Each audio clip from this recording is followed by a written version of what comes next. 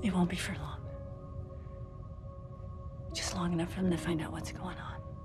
Please don't leave me here. Just for a couple of days. You'll see, time will go by fast. Susan, we need to go. There's no reason to drag this out.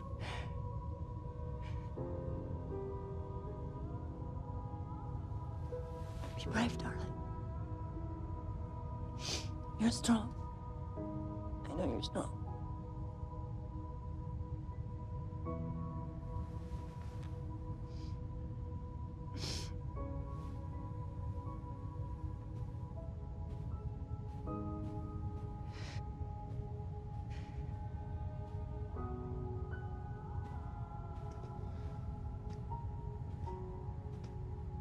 Jody, I know it's hard leaving your home and your family, but here we have a better chance of understanding what's happening. We can find a way to protect you. Nobody can protect me.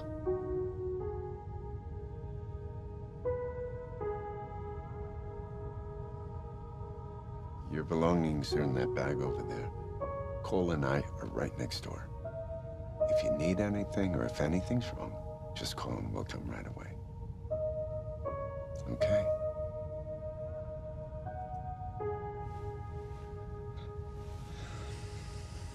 Good night, Jody.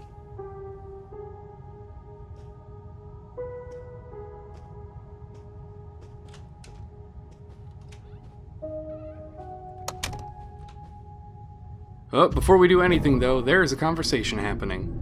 No, Nathan, we can't take it anymore. Now, first, there was the invisible friend she keeps talking to, right? And then there was stuff moving around the house by itself, and now these things that are attacking her in the middle of the night. Philip, I know it's difficult, No, but You don't understand.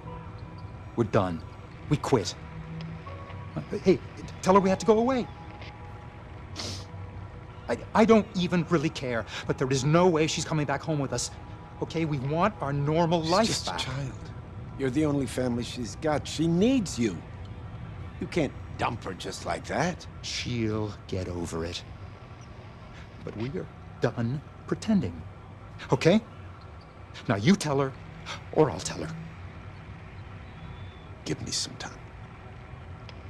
Let me figure it out. You don't take too long, Nathan.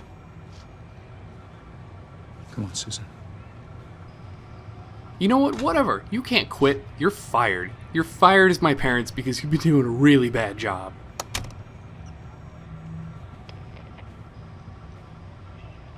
But, yeah, that happened.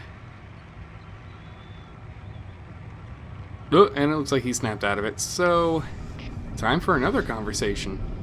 Coffee? Sure. Looks like we're gonna be in for a long night.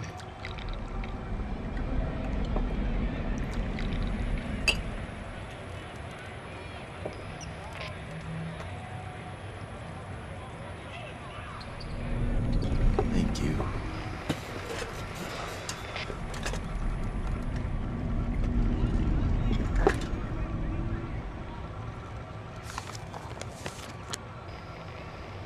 Do you know when the attack started? Her mother told me that they had been going on for months. At first, she thought they were nightmares and that she would get used to it.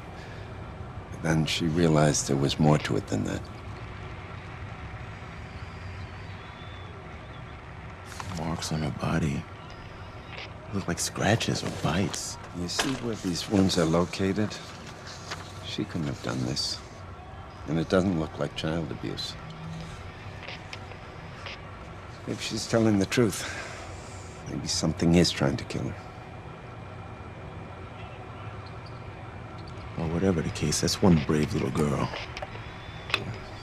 She's got a very interesting psychological profile for a kid her age, that's for sure.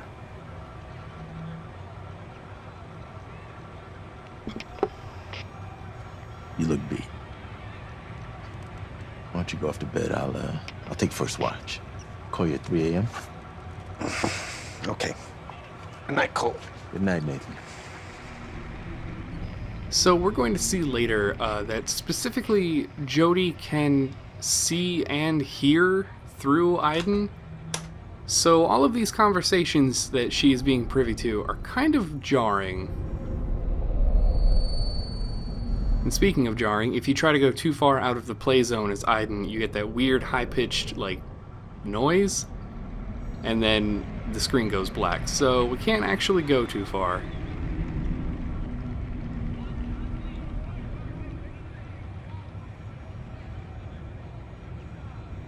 We got a really weird magazine that they very specifically hid the name of.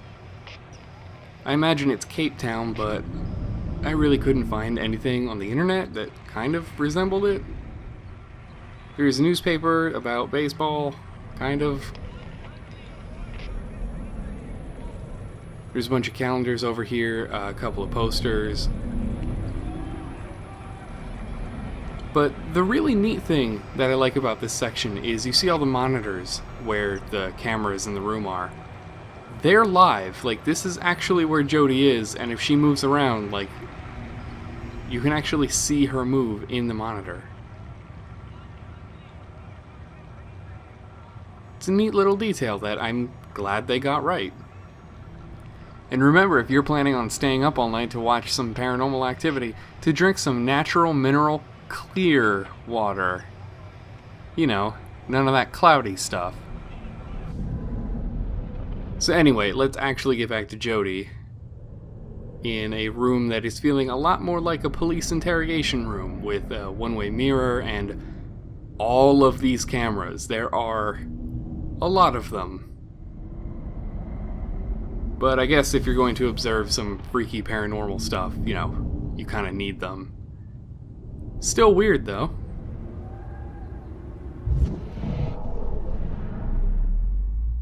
Anyway, we do need to get changed for bed, because apparently it's night. It's getting late. Bedtime, Jodie. Your pajamas are on the couch. But if you stand still for long enough, the camera eventually switches to this weird Big Brother vision to always let you know that you are being watched. All right. Find somewhere to change.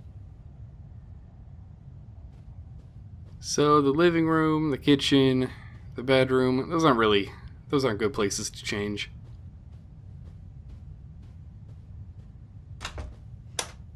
Hope they haven't put cameras in here too. That's a creepy thought, but thankfully no, there are no cameras in the bathroom. And we can even go back in and check. Though we're mostly here for one interaction.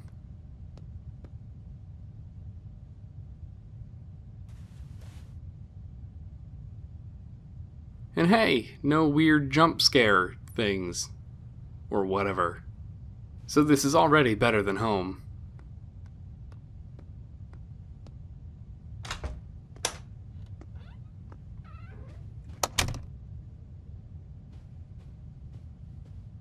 So the goal here is to just go to bed, but we're gonna mess around for a bit. We're just gonna take a look at how empty this whole place is and how weird it all feels.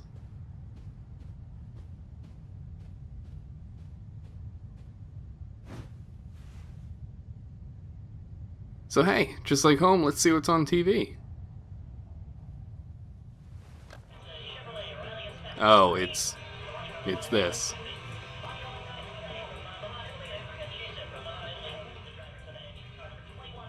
Well, Jodie seems as tired of it as I do.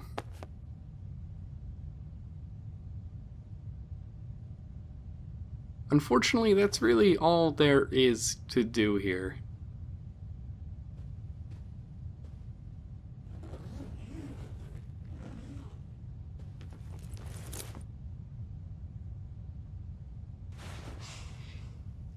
Come on, Bennygraph. Let's see where we're going to sleep tonight. So, I don't really want to be alone in here. Maybe we can get through this door and... No, okay. So, there's no prompt there, so... Guess there's only one place left to go.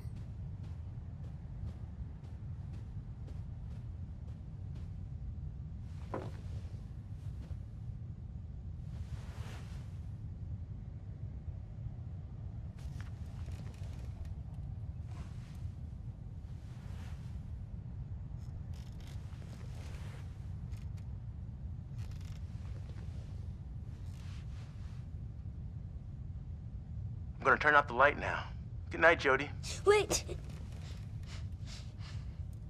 Can you leave the light on in the hall? I don't like it when it's dark. Sure.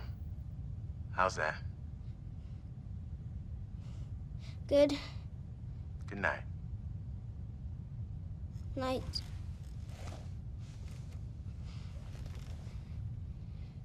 Don't be afraid, Aiden. We're gonna have a good night's sleep, and nothing is gonna happen. Well, let's at least try to get some sleep. At least, you know, time will pass a bit more quickly that way.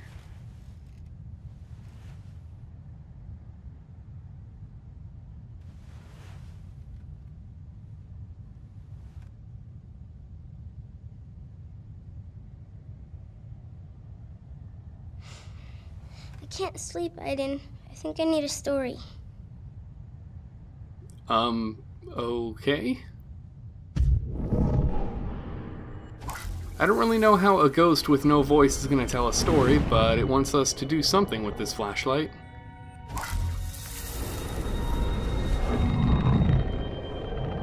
Okay, I've got questions.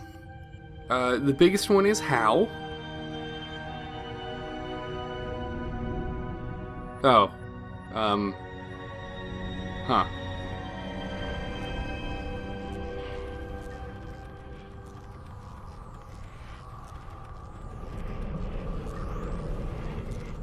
So it's not really clear what we're supposed to do here, but in order for us to trigger something, we actually have to leave the bedroom and then go back in.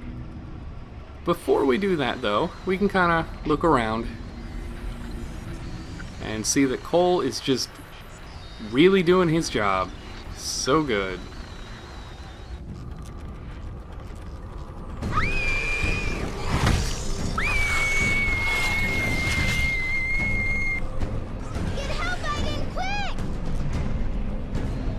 So Cole is fast asleep. Let's find the most deliberate way of waking him up. Ay. Oh, come on. Oh, Jesus. Oh. Crap. Nathan. So now we're actually gonna fight these things.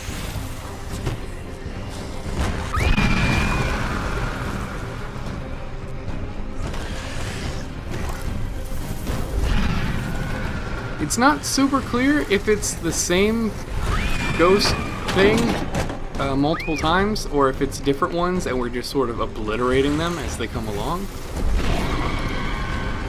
Because it seems like we're obliterating them, but they keep on coming.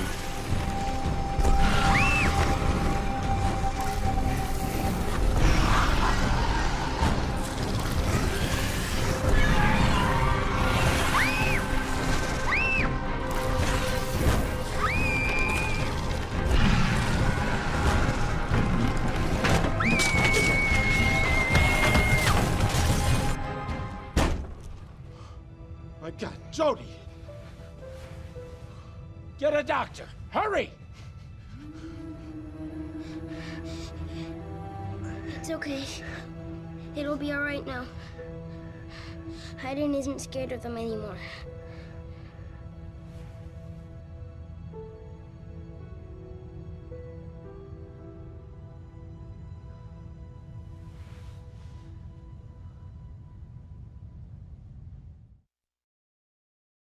So in an interview about Beyond Two Souls, David Cage has said, "I've always felt that game over is a state of failure more for the game designer than from the player. It's like creating an artificial loop saying, you didn't play the game the way I wanted you to play, so now you're punished, and you're going to come back and play it again until you do what I want you to do."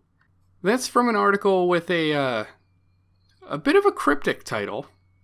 But let's see if we can test that out and see what happens if we don't do anything to help Jody.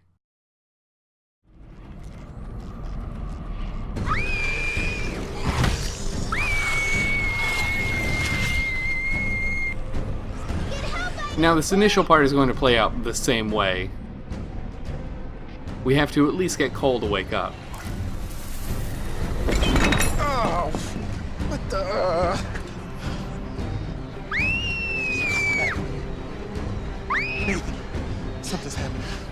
Something's happening. Something's happening! So right now, Jody, as you can see, is on the other side of the door, but this is the conversation we didn't see. I mean, it's a short conversation, but nothing actually progresses until you go back in.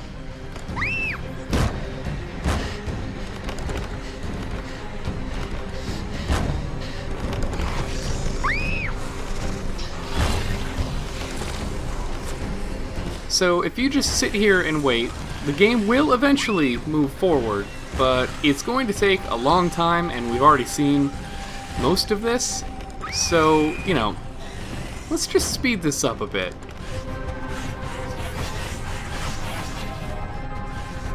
So this is what keeps happening. The ghost thing attacks Jody, and then it looks at the screen for a while, and then it goes back and rinse and repeat about 6 or 7-ish times.